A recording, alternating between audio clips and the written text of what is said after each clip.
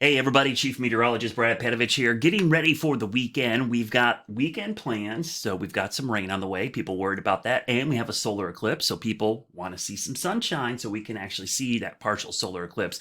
So let's get into the forecast because there's a lot going on this weekend, and the rain and clouds are on the way. Let's get right to what's happening. This is the wide view. You could see this morning we had fog. It was cool, temperatures in the 30s, 40s, and 50s.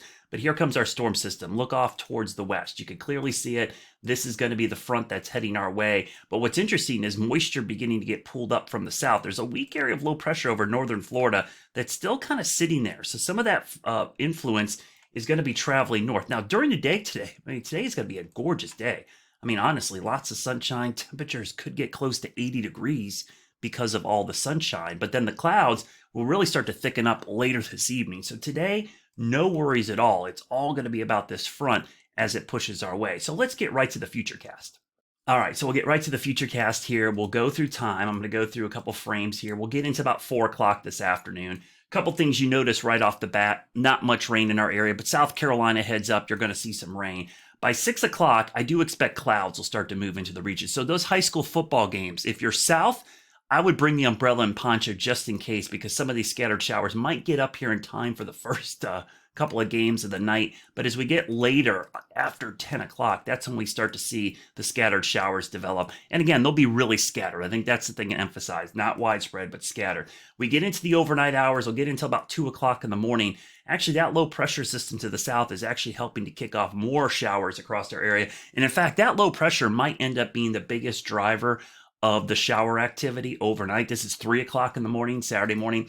This is 4, 5, 6, right around 7 a.m. You wake up Saturday morning, you're like, holy cow, it's raining everywhere. Great news. We need the rain. I know it's the weekend. I know there's a solar eclipse, but when you beggars can't be choosers, we need this moisture. So we'll take it, but let's get it out of here quick enough, right? So we can get things done. So this is 7 a.m. We go to 8, 9 a.m. Starts to push east. Boy, that looks like a pretty good little slug of moisture by about 11 a.m.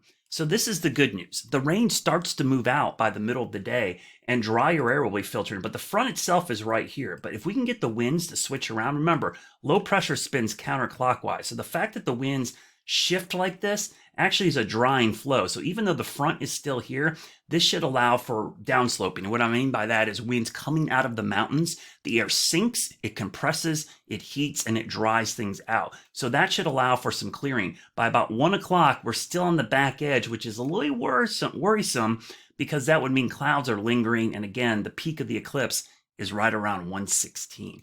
But could we see it maybe later, 2 o'clock? The moisture is still there. We get into the afternoon, 3 o'clock, it starts to push east. So the afternoon shows rapid improvement.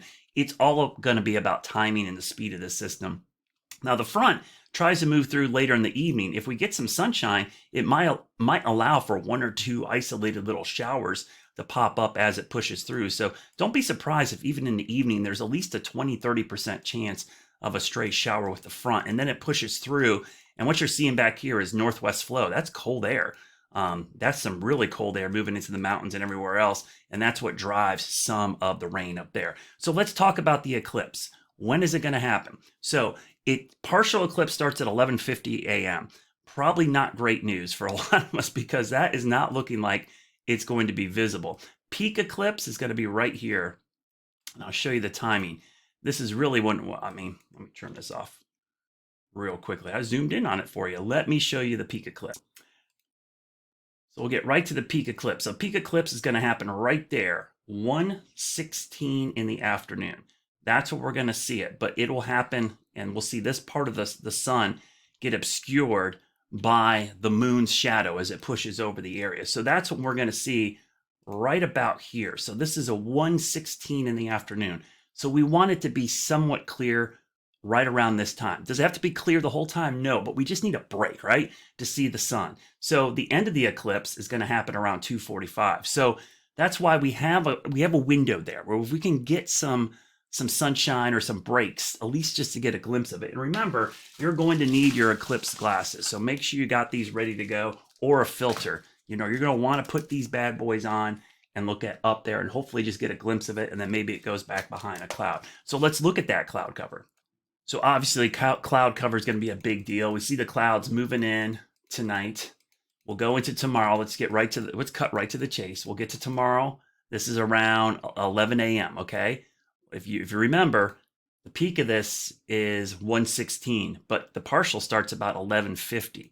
So this is around 11 a.m. Let's go to noon. Oh, the back edge of the clouds is getting close. 1 o'clock, peak eclipse, 116. So there is some optimism. I don't want to be all doom and gloom. I think here, not looking good. But from 77 west, man, there could be a chance that there'll be enough breaks. Let's go to 2 o'clock. So it's not great. I mean, there's some breaks showing up. It still looks partly to mostly cloudy. 3 o'clock, some breaks. So there's at least some indications. Maybe there'll be some breaks in the clouds. I don't think it's going to be mostly clear, but it doesn't really clear out until the evening hours. And then you see the front moving through. So I wish I had better news for you for the eclipse. We're going to stream it regardless. So if you can't see it in your location, we'll show you a stream from our sister stations out west. And remember, this is a partial eclipse for us. It's an annular eclipse. There's a total eclipse that'll be across the middle of the country next April. That's a much bigger deal. So that's one we need to look forward to in April. So don't be sad that you missed this or you couldn't see it in person, because we get a great opportunity coming up next year. Have a great weekend. I'll post updates on the timing of the rain, but just plan for it Saturday morning with improvement after lunchtime.